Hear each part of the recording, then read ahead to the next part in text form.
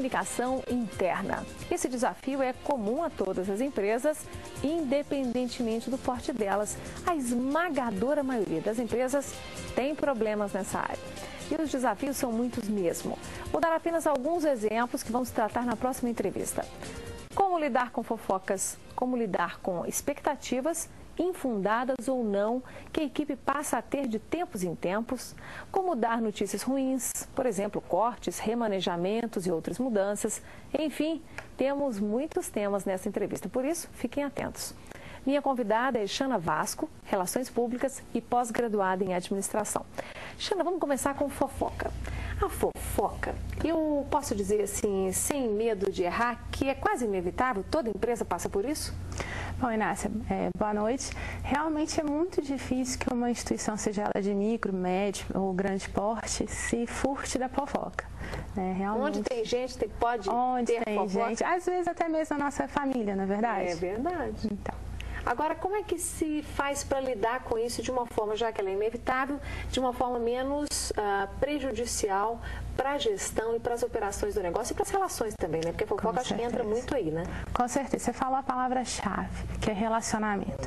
Na verdade, a gente não tem muito... Quando a fofoca se instala, ela já está num caminho acelerado. O ideal mesmo é que a gente pense nessa situação de comunicação antecipadamente. E isso é o que a gente faz dentro de casa mesmo, por meio de relacionamento. Se eu tenho, e isso normalmente se verifica nas instituições onde a comunicação formal e estruturada, ela não é a primeira forma de informação do colaborador, do talento interno. Então, a mesma coisa quando a gente está no meio ambiente familiar, assim, às vezes numa instituição familiar, ou então mesmo de médio ou grande porte, o que acontece é que o colaborador, ele não tem aquela informação formal, ou então ela é produzida de forma insuficiente para aquela pessoa.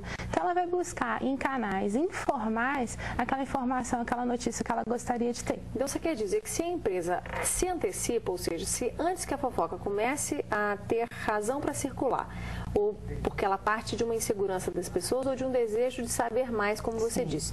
Então, se a empresa consegue perceber que determinada mudança ou expectativa de mudança possa gerar especulação, ela chega e fala de uma vez claramente? Claramente. Transparência, honestidade e relacionamento são as palavras-chave. Por quê? O que acontece? Muitas vezes, em instituições maiores, às vezes o funcionário se sente até traído, porque a empresa faz uma ampla campanha. Ela liga a televisão, vê no meio do intervalo da mesa de negócio a campanha. E ela que está ali todo dia dando seu suor, não estava sabendo. Então, imagina que o nível de impacto que a gente vai reduzir na cabeça daquele colaborador, se ele for o primeiro a saber, como que ele vai se sentir motivado, valorizado, ele vai entender que a empresa se importa com ele. E se ele for relegado em segundo plano, ele pode olhar com uma vontade aquele projeto que é bacana. Sim, às vezes ele que poderia ser o grande amplificador daquela informação, ele vai falar assim, mas por que a empresa está fazendo isso? Eu não sabia. Aquilo dali é uma instituição que pode fazer vários comentários, positivos ou nem tão positivos. Eu quero trazer para você aqui um assunto que é inevitável nós colocarmos. O livro do Maquiavel, O Príncipe, que é uma carta aos governantes, tem um detalhe lá em que o Maquiavel diz o seguinte: quando os governantes forem dar notícias boas, eles devem fazer isso o mais pulverizado possível, em módicas prestações. Nada de lançar um pacotão de novidades boas. Tem que ser novidade pequenininha ao longo do ano, por exemplo. Agora, notícia ruim, junta tudo e dá de uma vez. Você concorda com o Maquiavel? Bom, quem sou eu para contrariar Maquiavel, né? No entanto, hoje em dia a gente pode adotar também outras formas mais contemporâneas de se comunicar. Eu penso que a informação, a notícia, seja ela positiva ou não, ela tem que ser dada de forma direta, clara, transparente e sincera. Seja, às vezes a gente tem aquele afã de dar sempre as notícias boas, eu vou falar, a minha empresa é isso, a minha empresa é aquilo, e bravo, que dos meus grandes feitos. Só que todo mundo sabe que existem momentos de felicidade, que existem momentos de revés, existem momentos mornos nas nossas vidas, nas vidas das organizações também. Então, eu tenho que saber como comunicar isso de acordo com o meu público. Então, é claro, a minha sugestão é sempre tratar com o público interno, com seus talentos internos, que eles estão o tempo todo, e eles vão entender que às vezes aquela notícia, ela não é a que eu gostaria de dar naquele momento. Ele entende isso, porque mesmo que eu não colocando colocando isso de forma explícita no meu discurso formal, ele vai entender, às vezes, na situação da empresa, que às vezes algumas pessoas tiveram que ser desligadas, que às vezes a notícia saiu já no jornal, alguma situação dela. Então ele vai perceber e ele vai entender que não é sempre, não é todo dia que a gente vai ganhar. Agora, você acha que não tem um pouco de estratégia nessa decisão do Maquiavel, que as empresas possam se espelhar? A questão de, por exemplo, empresas que estão em fase de expansão, fusões e aquisições, elas acabam tendo muitas notícias. Sim. Algumas ruins, do ponto de vista da equipe, né? Para a empresa pode ser boa, mas para a equipe pode ser uma mudança, corte. Você está aqui nessa filial, você vai ter que ir para outra, para um lugar que você não gosta. Exatamente. Quer dizer, a empresa deve se preocupar em tentar concentrar as notícias ruins, porque já que o impacto é ruim, e as pessoas vão arrefecer um pouco o ânimo, vão desanimar um pouquinho, é bom que isso seja tudo de uma vez? Ou você acha que, tendo transparência, é uma preocupação desnecessária?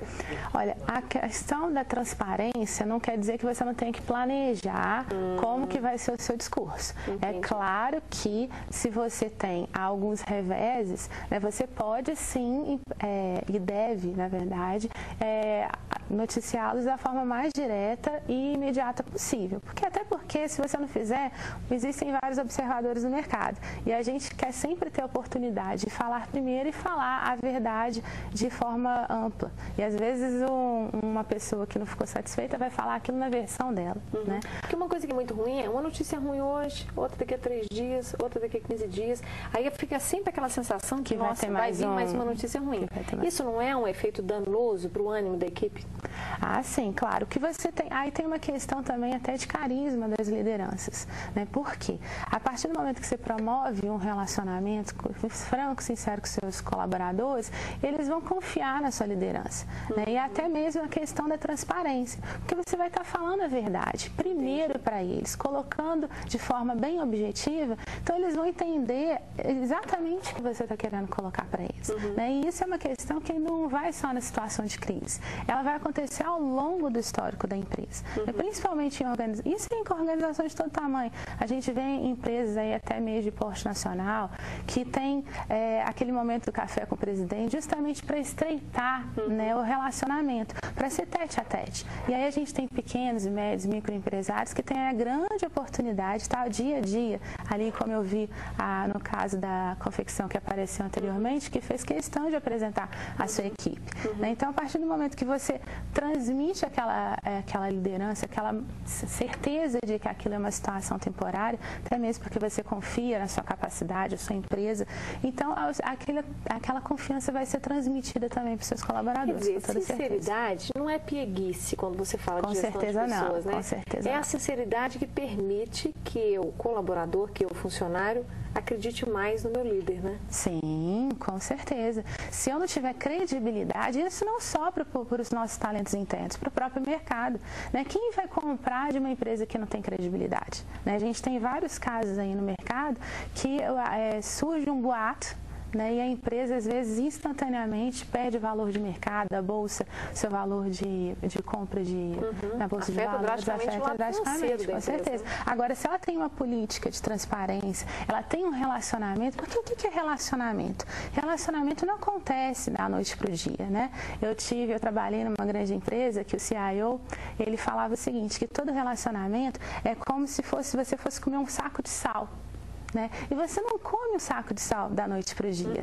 Né? Você leva um tempo, né? São vários almoços, vários jantares que você vai degustar. Né? Convivência, tem que ter convivência, né? Exatamente. Por isso que é o grande investimento está nisso, nas relações com pessoas. Porque a empresa não é só um CNPJ. O CNPJ é muito importante para a organização. Claro, né? Isso que configura como uma instituição, uma pessoa jurídica. Mas a empresa, ela existe por meio e com as pessoas. Né? Então, a gente precisa de se relacionar com ela e o público interno, claro, em primeiro momento. Quer dizer, não dá para ignorar que qualquer decisão do gestor causa impacto na equipe, seja um positivo ou seja um impacto negativo. Com toda certeza. Então, ele não pode ser, na função de gestor, inocente. De achar que todo mundo vai aceitar aquilo porque é funcionário e vai aceitar. Sim. O tanto que ele puder antecipar para que as pessoas não sejam surpreendidas pelas notícias ruins, para que as emoções não passem na frente da razão aí nesse momento? É importante esse conselho para os gestores? Com toda certeza. Com toda certeza o gestor, ele precisa de se mostrar próximo, porque afinal de contas, a gente pegando a analogia do sal, é literalmente os colaboradores que vão comer, entre aspas, aquele saco de sal junto com eles. São os colaboradores que vão passar pelos reveses, vão superar, mais importante de tudo, superar junto com a confiança, com a credibilidade que aquele líder tem, mas também devem ser eles os primeiros a serem felicitados, devem ser sempre eles os primeiros a abrir o espumante, como se dizer. Quer dizer, todo mundo remanda esse mesmo barco, né? Com toda certeza. Ok, fica aqui então esse recado da Shana Vasco, é uma pessoa que entende bastante dessa questão da comunicação, é formada inclusive em relações públicas, com pós-graduação em administração. É um recado importante para todo gestor refletir sobre isso. Como lidar com a equipe. Muitíssimo obrigada por essa entrevista. Até a próxima. Eu que agradeço, Inácia.